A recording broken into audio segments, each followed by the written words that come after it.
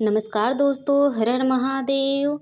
साल की सबसे बड़ी एकादशी निर्जला एकादशी, सबसे कठिन एकादशी, क्योंकि जून के महीने में ज्येष्ठ मास की तपती गर्मी में यह व्रत किया जाता है।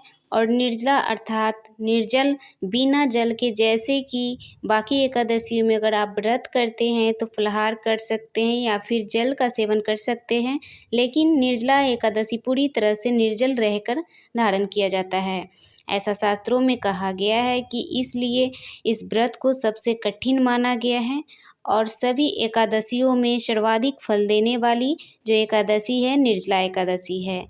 ऐसा भी कहा जाता है कि वर्ष भर में 24 एकादशी होती है, या फिर जब अधिक मास लगता है तो 26 एकादशी हो जाती हैं। तो इन 24 या 26 एकादशियों का फल हमें प्राप्त हो जाता है मात्र निर्जला एकादशी का व्रत धारण करने से। जो भक्त वर्ष भर की एकादशी नहीं कर पाते किसी भी कारणवश, उन्हें भी निर्जला एकादशी का व्रत तो अवश्य करना चाहिए। इससे आपको वर्ष भर की एकादशी का फल प्राप्त हो जाता है। तो आज की इस वीडियो में आप जानेंगे कि साल 2025 में निर्जला एकादशी कब है, एकादशी की तिथि कब प्रारंभ हो रही है, कब समाप्त हो रही है, व्रत हमें कब धारण करना चाहिए, और पारण का क्या शुभ मुहूर्त है। पारण यानी कि व्रत खोलने का शुभ मुहूर्त। आज के दिन किस प्रकार से भगवान विष्णु की पूजा करनी चाहिए, आराधना करनी चाहिए, किन नियमों का पालन करना चाहिए, और कौन सा उपाय करें जिससे कि इस व्रत का संपूर्ण फल हमें प्राप्त हो। और जिस कामना से व्रत धारण करते हैं या बिना व्रत के भी पूजा आराधना मात्र भी कर रहे हैं तो आपकी वह कामना पूर्ण हो, इसके लिए आज विशेष क्या करना चाहिए, यह संपूर्ण जानकारी आपको वीडियो में शेयर करूंगी। तो बहुत ही महत्वपूर्ण जानकारी है आज की, तो वीडियो को पूरा ज़रूर देख लीजिएगा। अच्छी लगे तो लाइक भी ज़रूर कीजिएगा, क्योंकि आपके लाइक्स, आपके कमेंट्स मेरे लिए बहुत महत्वपूर्ण होते हैं। चलिए जानते हैं कि निर्जला एकादशी साल 2025 में कब है। देखिए, ज्येष्ठ मास की शुक्ल पक्ष की एकादशी निर्जला एकादशी की तिथि प्रारंभ हो रही है 6 जून 2025 सुबह 2:15 पर, और तिथि समाप्त होगी 7 जून को सुबह 4:47 पर। तो निर्जला एकादशी हमें कब धारण करना है।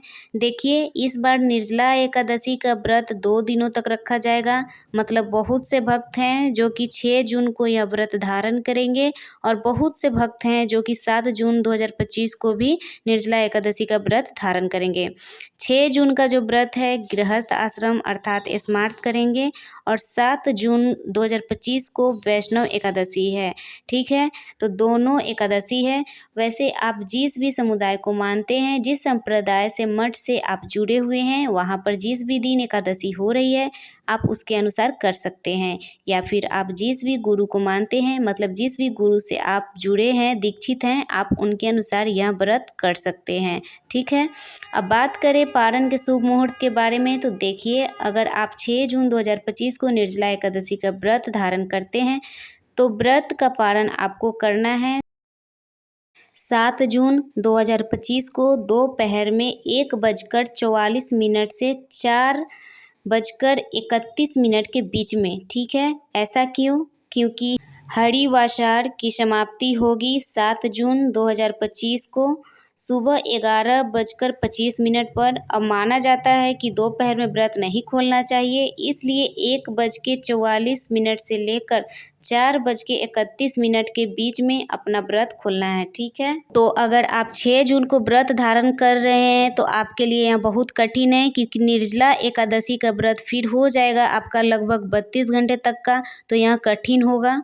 32 घंटे तक का निर्जला व्रत रखना आसान तो नहीं है, बहुत मुश्किल है, लेकिन फिर भी श्री विष्णु जी की कृपा, माता लक्ष्मी की कृपा होगी तो हो भी जाएगा। अब अगर आप बात करें कि अगर आप 7 जून 2025 को एकादशी का व्रत धारण करते हैं तो आपको आपका व्रत खोलना है 8 जून 2025 को सुबह 5:23 से लेकर सुबह 7:17 तक के बीच में। पारण करने का शुभ मुहूर्त है। अब आपको ध्यान रखना है कि सुबह 7:17 पर द्वादशी तिथि समाप्त हो जाएगी, तो इससे पहले ही आप व्रत अवश्य खोल लें।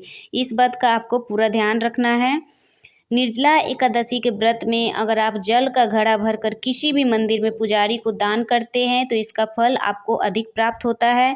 किसी भी प्यासे को पानी जरूर पिलाएं। तो जल का वितरण करना निर्जला एकादशी व्रत के दिन बहुत ही श्रेष्ठ है, क्योंकि खुद निर्जल रहकर जल का दान करना यह अपने आप में एक बहुत ही श्रेष्ठ तपस्या है और इसका फल भी बहुत अधिक प्राप्त होता है। तो दोस्तों, इस व्रत को करने से, निर्जला एकादशी व्रत करने से सभी पापों से मुक्ति मिलती है और भगवान विष्णु और माता लक्ष्मी की असीम कृपा हम पे बनी रहती है। घर में धन धान्य सुख संपत्ति का कमी नहीं होता है, परिवार में सुख शांति बनी रहती है। तो दोस्तों, एकादशी का व्रत इसलिए महत्वपूर्ण है, निर्जला एकादशी का व्रत बहुत ही महत्वपूर्ण व्रत है, तो आप भी ज़रूर करें। तो दोस्तों, उम्मीद करती हूँ यह वीडियो आपके लिए उपयोगी होगा। आने वाली वीडियो में ऐसी बहुत सारी जानकारी आपको प्राप्त हो जाएंगी। तो दोस्तों, मिलते हैं अगले वीडियो में। धन्यवाद। हर हर महादेव। जय श्री विष्णु जी की जय, माता लक्ष्मी की।